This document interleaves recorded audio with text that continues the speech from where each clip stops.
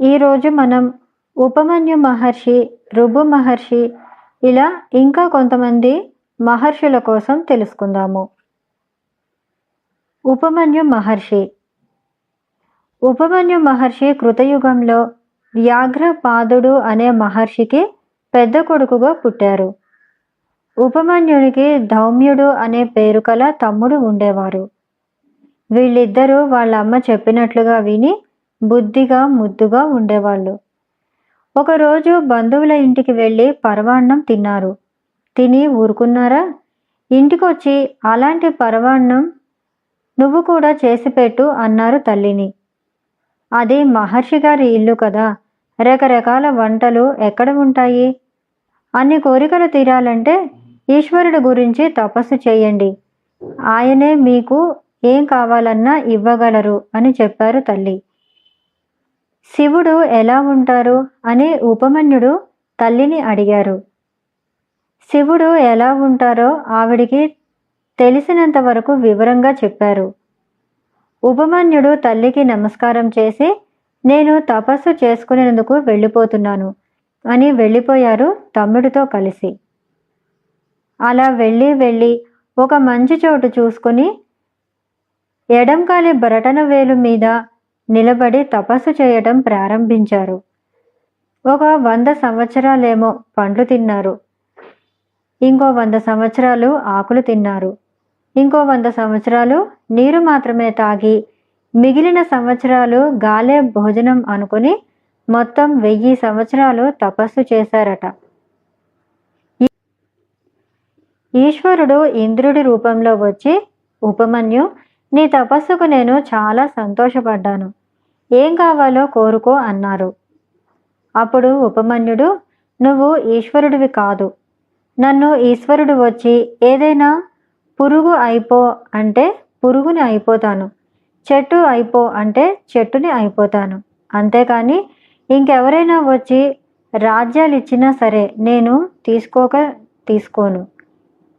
ఈశ్వరుడు కనిపించేంత వరకు ఎన్ని జన్మలైనా ఇలాగే తపస్సు చేసుకుంటాను, కానీ వేరే వాళ్ళు ఏమిచ్చినా సరే తీసుకోను అని చెప్పారు ఉపమన్యుడు. ఇంద్రుడు అన్నాడు, శివుడు శివుడు అంటున్నావు, అతడు ఎలా ఉంటాడో చెప్పు అని అడిగారు. మహర్షులందరూ ఎవరినైతే సత్ అసత్ వ్యక్త అవ్యక్త రూపం కలవారు అంటారో, ఆది మధ్య అంతము లేని వాడెవరో, జ్ఞానవంతుడు అచింత్యుడు పరమాత్మ అయిన వాడెవరో, అన్ని సంపదలు ఎవరి నుంచి వస్తున్నాయో, బీజ అబీజ సంభూతుడు ఎవరో, లోకం ఎవరిలో లీనమయ్యిందో వారే ఈశ్వరుడు.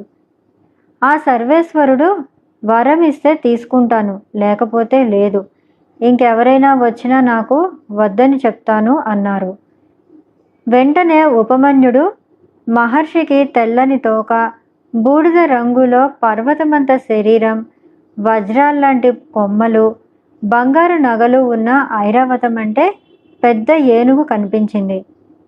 తర్వాత ఎద్దుని ఎక్కి తెల్లటి బట్ట ధరించి మహా తేజస్సుతో పార్వతీదేవితో కలిసి ప్రశాంతమైన ముఖంతో పరమేశ్వరుడు కనిపించారు. శివుడు అగ్ని శిఖలాగా వెలిగిపోతున్నాడు. ఆయనకి కుడివైపు హంసవాహనం మీద బ్రహ్మ, ఎడమవైపు గరుడ వాహనం మీద గద, శంఖం, చక్రంతో విష్ణుమూర్తి, నెమలి వాహనం మీద కుమారస్వామి, తల్లి పార్వతి దగ్గర శక్తి ఘంటాలతో రెండవ అగ్నిలా కనిపిస్తూ ఆయన ఎదుట నంది ఉన్నారు. మనువులు, మహర్షులు, ఇంద్రాది దేవతలు శివుడి చుట్టూ ఉన్నారు.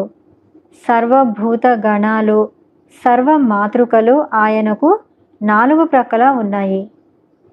దేవతలు శివుడికి స్తోత్రం చేశారు. బ్రహ్మ, విష్ణువు ఆయన్ని వేదాలతో కీర్తించారు. ఇంద్రుడు ఆయన్ని ఎన్నో విధాలుగా కీర్తించారు. ఇవన్నీ చూసి ఉపమన్యుడు మహర్షికి ఆనందంతో కళ్ళ నుంచి నీరు ధారగా కారిపోతున్నాయి. ఉపమన్యుడు పరమేశ్వరి పాదాల మీద పడి ఆయన్ని ఆనందంతో స్తోత్రం చేశారు. దాన్నే ఉపమన్యు శివ స్తోత్రంగా ఇప్పటికీ మనం చదువుతూ ఉంటాం. దేవతలు పుష్పవర్షం కురిపించారు. పరమేశ్వరుడు ఉపమన్యు మహర్షిని 3 వరాలు కోరుకో అని చెప్పారు. ఉపమన్యుడు, స్వామి, మొదటి వరం నాకు ఎప్పుడూ నీ మీదే భక్తి ఉండేటట్లు. 2వ వరం నాకు భూత భవిష్యత్ వర్తమాన కాలాల గురించి తెలిసేటట్లు.